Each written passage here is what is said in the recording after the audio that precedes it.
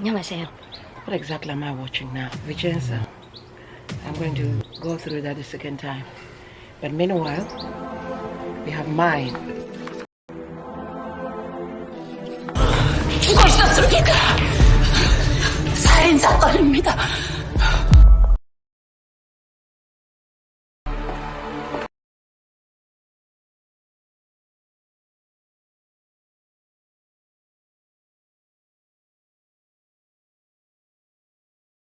It begins as a spectacularly affluent family. It's going on about their business. Huh? Dinners, where there's a servant to each person. Where people bow to show respect, which I guess is okay. They could be your parents. So you're not supposed to eavesdrop. Of course, they are the contracts you have to sign. High secrecy, to say.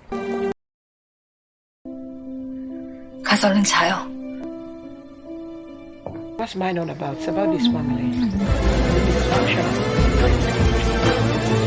You soon come to understand that there is a problem here. People are hiring a nanny, and fact the nanny tends to be so attached to the child. You'd think she's just doing a 그거 job. 재호 씨인데요. She likes the child, she likes children. She brings here, she's a child worker. She's dedicated to her proteges. That is all fine until it becomes evident that she's encouraging the child to keep secrets from the mother. And then you learn that there is actually a problem here. That's not the real. 된 거예요? 무슨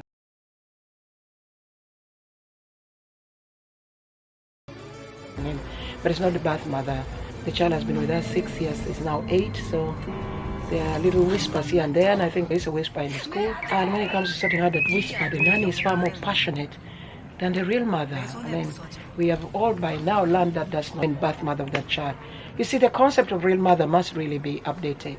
Because indeed, some people's parents die when they're born, some people are adopted. For whatever reason, somebody's real mother is the person who brought them up, who loves them and cares for them. So I agree entirely that the real mother is the lady who has been there for that child since it was 18 months. But there are so many subplots here. There is the greed running through the family. There is a vault underneath. There's so much riches you can't even believe. There's so much riches that people play games of watching their favorite sport. The lead male character here seems to have one passion, watching other people beat themselves to pulp, for which he carries a bag of 50,000 won. I must find out what 50,000 won is. That's a lot of money, isn't it? And he's carrying words and words of them in a rucksack, full rucksack, and giving people just so you can watch a few moments of them getting bloody. You have to wonder what his mind is all about. Soon enough, we learn that this nanny is not, this is the spoiler alert review. You learn that this nanny is not just your usual nanny. Should we just leave that out? And she has vested interest and goes on to have more vested interest in the child. Is it in the man? Is it in riches? You find out. But there is people lurking around, and I'm always wondering. Catholic nun who seems like a counselor as well. But I don't know from the she looks all gentle and loving, but it looks like she always has a hidden agenda. And now she's the narrator, so it's a series film almost. You have to get this very quickly. It's with hindsight. From the very beginning, you're told that there's a murder. Okay? Your questions will be who murdered who and for what. But there's a lot of envy and fighting for positions. Who will be the chairman? And there is the crazy matriarch of the family. Is she crazy or is she just a spoiled, rich woman? Young ones are now old and still self-entitled. You will have to find out. But she runs even at her peacock, a beautiful bird. I've never seen such a beautiful peacock, to be quite frank. This is a glorious peacock, and it's a living peacock. But she wants the peacock to spread its wings 3 times and to acknowledge her. Look at her, it does nothing of itself. In fact, now I've reached episode 10 because this is an ongoing thing, and I'm watching 11 as well. Well, now there is a trial to sort out the child. There's a divorce coming up in the family. And we know there's a death coming up. Somebody was forced into alcohol rehab, you know, all those kind of things. It's a very interesting thing, but what you really do notice is affluence. Money is absolutely not the issue for anybody. When you find the young hare who is falling in love, one thing about this particular series is almost everybody's mother is not the mother they are with. At least 2, the younger hairs, the youngest who we're talking about, is it Hyowon? We now know his mother. And then the other one, I don't know where his birth mother is. And it seems like this all began with this nun. That's one thing. It's Just watched episode 11. The nun. I'm going to blame it all on the nun. Can you believe it? You'd think she was the force of good here, but I'm suspicious and I'm quick to think otherwise. You just say so. Down below.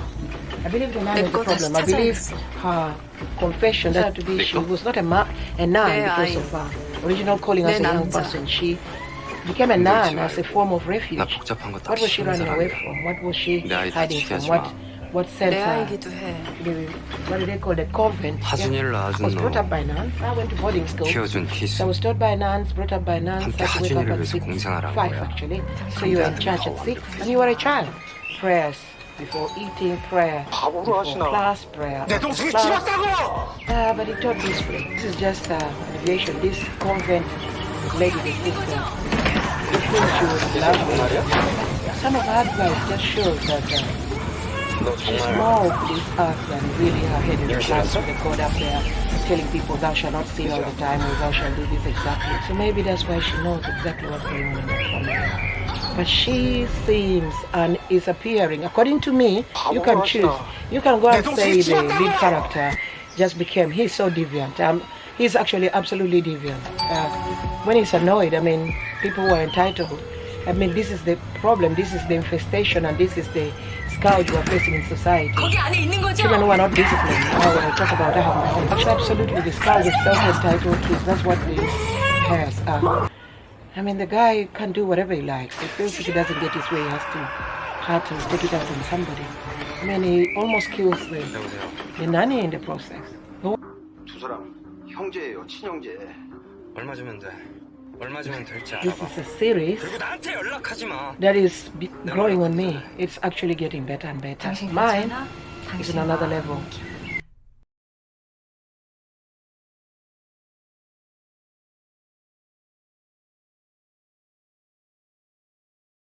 About the peacock, about who has what, about fresh baked bread, about all kind of things. I mean, the world of the rich. But if this story is just going to hinge on people revenging on the main character, it seems like they say all a big plot, and I'm thinking, somebody lost their baby, and I'm thinking, you decided to prioritize other people's babies. I mean, you can adopt, you can bring up a child and be so connected, but you were told not to risk your own, and that was the only pregnancy you had. But this just shows you money motivates. Yes, revenge could be a motivation, could be a purpose. You don't have to teach nobody such an extreme lesson that might cost you your own life. Or maybe cost somebody you love their life. Or if we suspend mind, belief and reality and think this was a real career, then this could be the #1 family. They're so rich. So rich such that they can suppress the press and nobody dare print anything. And I didn't know going to Seoul University. I mean, I shouldn't have gone to top unis, to Hyowon Group. I guess that means that you know everybody else. And if you keep in touch, you can exert the kind of influence these guys so did. And lo and behold, the one who would inherit, these are the subplots, did not. He has his own agenda. Lest his brother, they find out he has his own deal is struck. But the one who led his older brother is somebody who likes to drink, womanizes. He's married to a lady who actually prefers women or is in love with a woman. So his family life is actually at a standstill. Then you have children being forced to go and study abroad. One comes home, can't even sleep in his comfortable bed. This is the so-called spoiler alert. Ends up sleeping in the maid's bed and you can guess what happened. 성북동 저택과 고향 땅을 증여한다.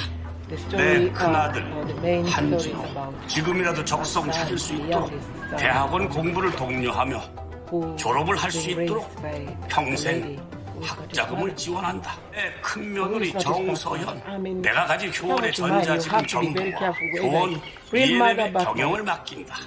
내 무남 동료 한진이 내가 가진 교원 재과 주식 모두를 한진에게 정기적인 상담 치료를 받아야만 한다.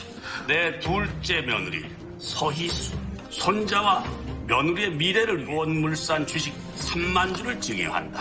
막내 아들 한지용, 이에 교원 학원 이사 자리를 물려주며 학생들과 함께 제대로 자라길 바란다. 내 장손 한수영, 30이 되면 교원의 후계자로 임명한다.